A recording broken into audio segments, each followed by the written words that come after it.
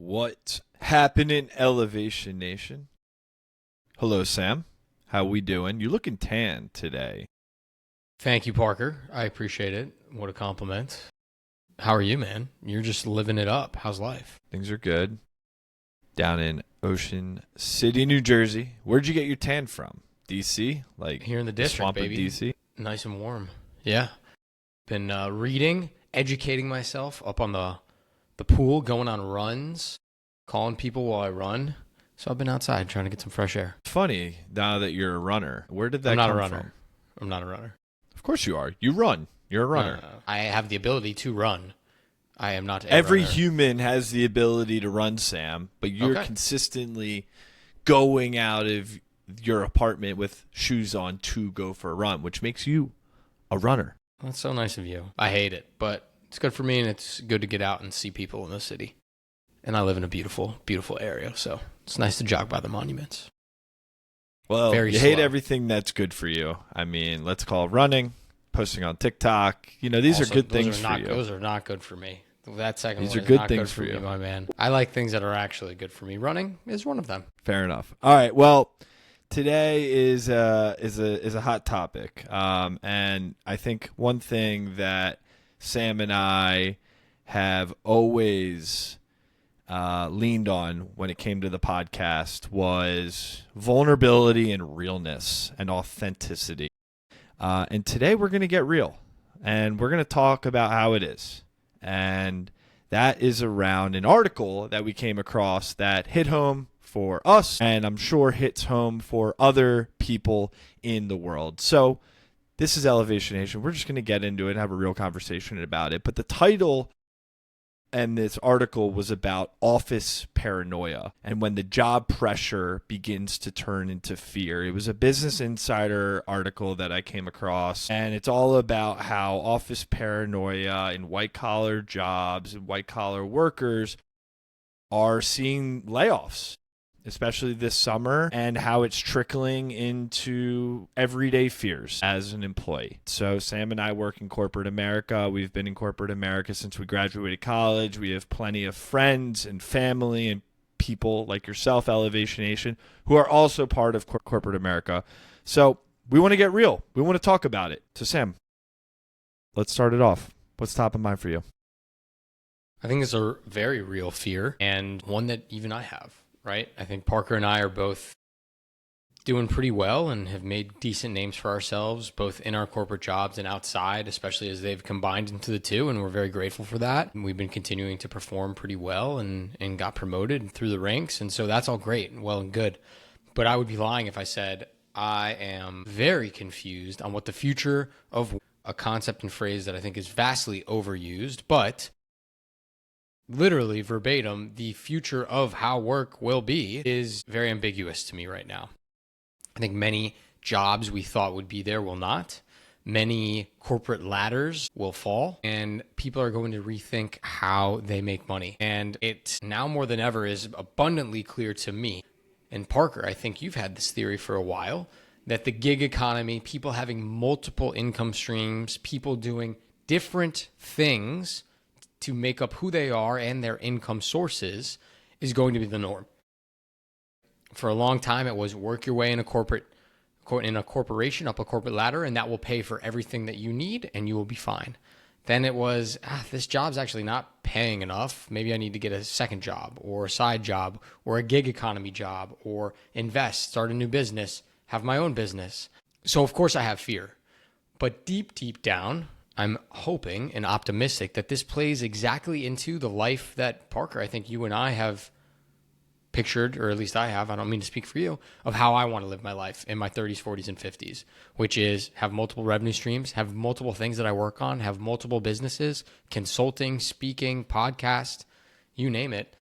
That's how I want to live my life. And so hopefully this new trend plays into that. It's actually kind of fascinating because there's this paranoia around in corporate America. You turn on Wall Street Journal or you turn on the news, right? And the news is always throwing fearful things your way and saying always what's bad in the world. That's how they get their ratings and whatnot. But you read just like layoffs and The economy is not doing well. Interest rates are continuing to stay high. Housing prices are like the highest they've been in years, right? AI is taking people's jobs. You're reading all these crazy headlines. But actually, what's interesting is layoffs are right now actually historically low. But that paranoia, that's the thing, Sam, I want to hit on here. I agree with you that we need to think about the future and think about how we can not just be reliant on one thing, aka our corporate job. But let's talk more about that paranoia in a second. Like when you get that feeling when you're reading a headline or you're talking with a fellow colleague at work who might be going through like a little challenging time. Like, how are you approaching paranoia? And then my second question to you is, how are you leaning on your authenticity to continue to be you and showcase who you are? So hypothetically, if the place we work at has to make a decision, it's not one for you. It's an interesting question. I think paranoia typically happens or is used when there's something to not be paranoid about. I don't agree. I think people should be paranoid and are very right in their feeling of paranoia right now. Things are very uncertain in the world. Technology is changing. How we work is changing. Corporations, even though layoffs are at an all-time low, according to that statistic, Parker, I think layoffs in certain industries, many of the ones that we work in, are actually high and higher and increasing more so than our generation has seen in the past. So I think the paranoia is valid and that feeling is valid. And so how I combat that is by trying to tell people that they have other options. They have other ways to make themselves hopefully be less paranoid by upskilling themselves in new areas, by finding new ways to be productive, to stand out. And I think that comes down to them, leading into your second question, being authentically them. As we see an increase in jobs being automated, as our currency of success changes from efficiency to something else, I think humans need to lean into what makes us human at the end of the day. Because what makes us human hopefully helps drive better business. Yeah, such a good point. Do you think that we humans should always feel a sense of paranoia? Do you think that fuels people to push harder and be better? Or is paranoia actually more deflating? Paranoia is just anxiety, right? Human beings for thousands of years needed anxiety as an instinct to help us avoid saber-toothed tigers and forest fires. Now that we don't have as many saber-toothed tigers or forest fires, we have our anxiety positioned in different things. People not liking us, being embarrassed, never being successful, not having fun, upsetting people, right? Our anxiety is just shifted into societal norms, which is mostly fake, made up bullshit that doesn't actually matter. And so to your question, does paranoia or anxiety drive people? Is it a good thing or a bad thing? At its core, it's a good thing to make you have a change. Unfortunately, in today's modern era where so many things are comfort and luxury and out of our control, it does a lot more harm, I think, than good for many people. Myself included. Yeah. Anxiety? Oh, yeah. Yeah. Huh. I don't think anxiety has helped me as much as it has hurt me in my 29 years on Earth. Wait, might have saved me from getting hurt a couple times. But I think it's caused me a lot more opposite of anxiety. Faith, trust. Do you think that you only have faith or trust in your life because you experience anxiety? Why not? How would you be able to know what faith and trust is if you've never experienced anxiety before? You're always faithful and always trustful. What does that mean? We've had this conversation before.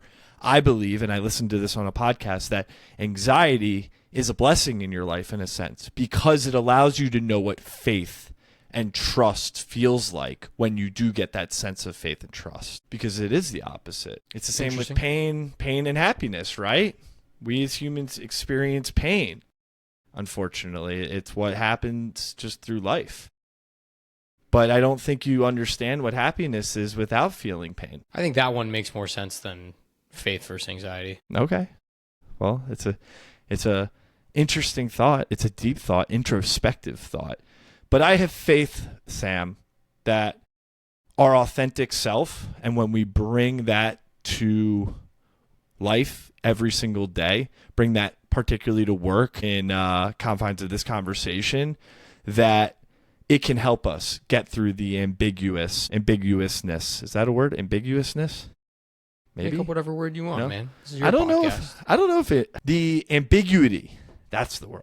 That's the word you're looking for, baby. Of corporate America and what is happening in front of us, the advent of technology and AI. And I do believe with you that it's authenticity that is going to bring out the best in who we are and differentiate us from others. And so I'm excited as we continue to be on this journey to figure out ways to help each other, find more authentic ways to express ourselves, both in work, out of work, but also, of course, Elevation Nation, help you find ways to become and feel more authentic so that you can be better in anything that you do. Sam, before we wrap, anything that you want to hit on before you go into the weekend? I'm feeling good, man. Life is beautiful. As you and I both approach 30 years, we're about to go into a really incredible couple weeks for us. And I'm looking forward to my favorite week of the year, a week of experience camps with you, my friend, influencing the lives of so many young people who are experiencing grief, hopefully helping them with their paranoia, their anxiety, and using their sadness to bring about more happiness. And so that is my favorite week of the year. I cannot wait to do that with you. And it's going to be a lot of elevating. Yeah. Wow. It's already that time of year. It's crazy how time flies, and we're already here, and it is an impactful month. So I'm excited for us to get real and share how it went, share what we're feeling going into it, share what we're feeling coming out of it, maybe share some stories of some other people we interacted with. But Elevation Nation, we're always bringing you along. Until All next right, week. Sam. Peace.